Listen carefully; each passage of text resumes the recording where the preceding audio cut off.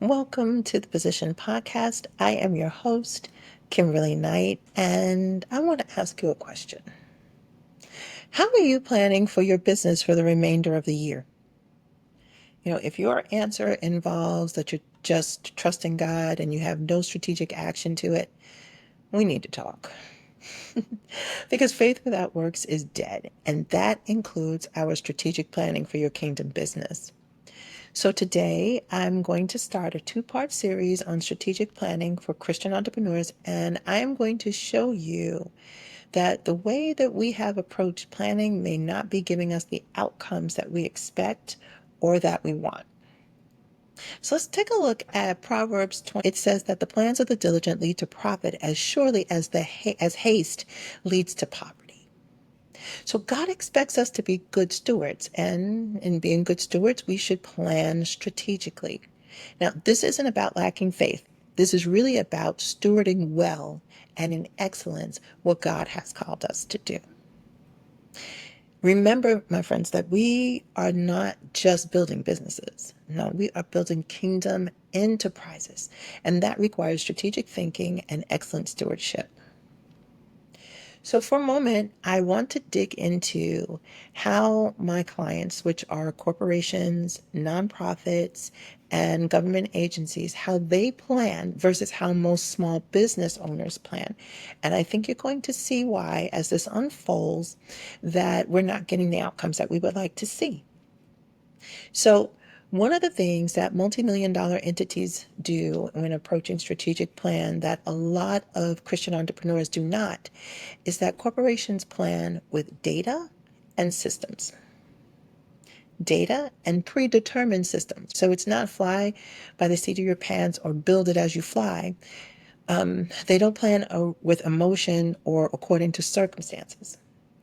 So just look at it this way. If you really want to make money with your business, if you really want a deeper impact with your business, then we need to shift to making strategic decisions and not emotional ones.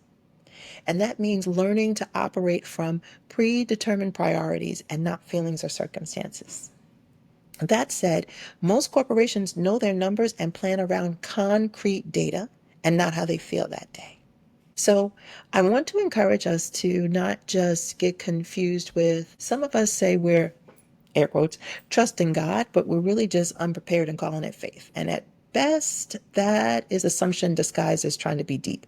At worst, it's just a hot mess. But it's time to start treating our businesses like businesses and not just hobbies, understanding that our kingdom enterprise is part of our calling and we're called to steward that well and with the excellence that God deserves.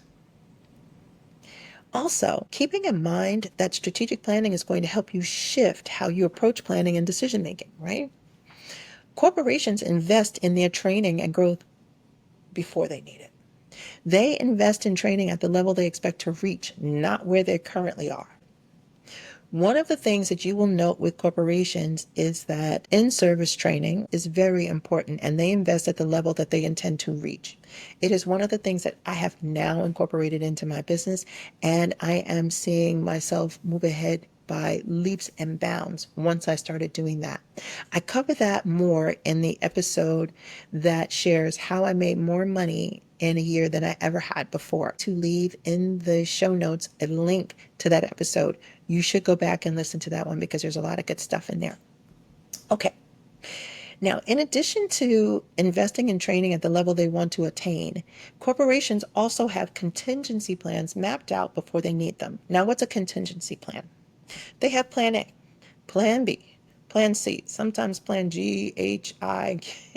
We may not need that many contingency plans because for most of us, we're not doing things that are that complex that we would need that many. But we do need to make sure that we are not moving by circumstances and shifting according to circumstances. We don't want to make things up as we go. Stuff is going to happen.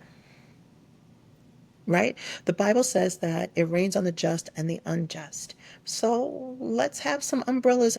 That's not a lack of faith to have a contingency plan.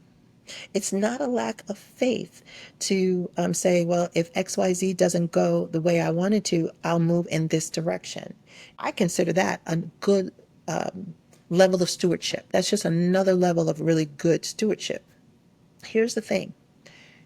The difference with us is that we can also include in that any prophetic utterance we get, any type of spiritual guidance that we receive.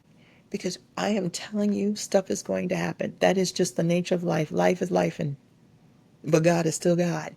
And He will help us to plan accordingly. All right. So contingency plans are a friend. Another thing that corporations do is that they plan in quarters and years. We are right now as of this recording, quarter three. Quarter three and quarter four are already planned for the corporations that I deal with. They were planned back in January, and we just tweak as we need to or insert our contingency plans as we need to. They are not flying by the seat of their pants, just doing one thing this week and another thing next week and not having any direction. This is not about a to-do list. This is about having real growth and understanding that real growth is going to take strategic, long-term planning. I'm thinking about an entity that I'm working with, a nonprofit, and I've been working with them for almost a year. It took 6 months for this multi-million-dollar, almost 200 employee institution to complete their strategic plan process. Why? Well, they're pretty complex. They're very large. They have a lot of moving parts. They have multiple funding sources, multiple streams of income. And I'm not talking about just two or three. They have about 20 streams of income. So it was a lot of planning, a lot of moving pieces, a lot of people that we had to plan around. For most of you listening to this, you might not have that level of staffing or so it may not take you nearly as long. But the point here I want you to understand is just doing a weekly to-do list is not a plan. It is not a plan. This organization that I'm talking about, and most of the organizations I work with, we have a 5-year plan with contingencies. And those contingencies take into account changing markets, political climates, and the like. I'm encouraging you to do the same. I'm also going to tell you that for a lot of us, and I'm just going to give you this as a word, do with it what you will. For a lot of us, we think too small and too short term for the calling that God has placed on our lives.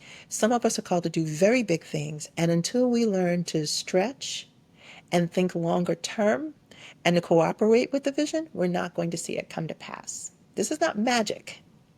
This is going to take effort. Faith without works is dead.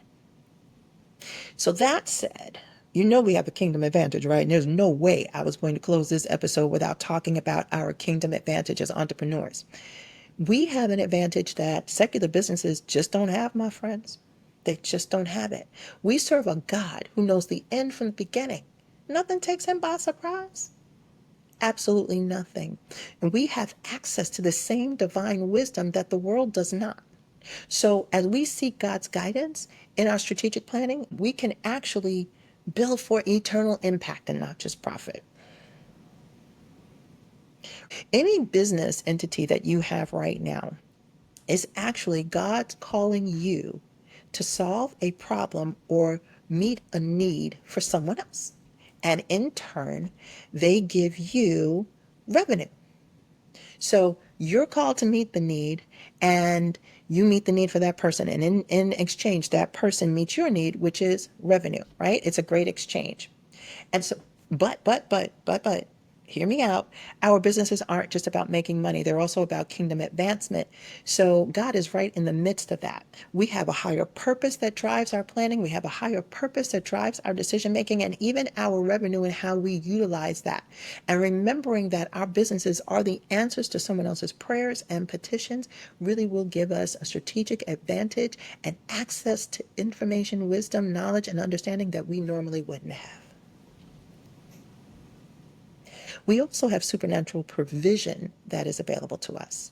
So I don't want you to limit yourself to just the natural resources. I mean, we incorporate faith in our planning, but we also make sure that we are practical about its execution.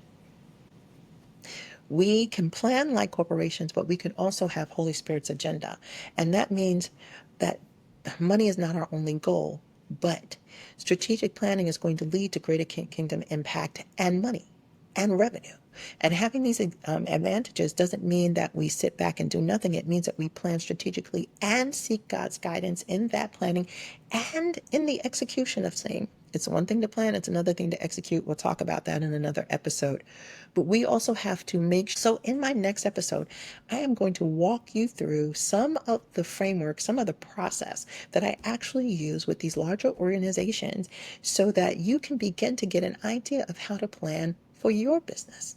I'm going to break down those processes and also look at how you can transform and succeed in the next quarter and beyond. I also want to encourage you, as I mentioned before, to go back and listen to the episode titled How I Made More Money Than Ever Before, as well as the episode on priority protocol. I'm going to encourage you to listen to both of those before you listen to part two of this podcast, because I am going to do a part two. And those two that I just mentioned are going to give you some of the tactical, practical strategies that you're going to need. So I'll leave the links for those in the show notes. And also prepare your heart and mind in prayer for part two so that you can begin to catch some of those nuggets and incorporate them into your business success. All right, dear ones, I really want you to remember that strategic planning does not mean, under any circumstances, that you're lacking faith. It is actually excellent stewardship. And excellent stewardship requires excellent planning. Remember that we serve a God who has limitless access to wisdom, resources, and knowledge that the world does not have. All right, family. If this episode blessed you, please share it with another Kingdom entrepreneur who needs to hear this message. And leave me a review on iTunes. Subscribe to my YouTube channel. I'll leave those links in the show notes as well. And we also are using some hashtags, which I'm going to put in the show notes so that you can make sure that we see you out there, right? Until next time, be wonderfully blessed and stay positioned. Bye now.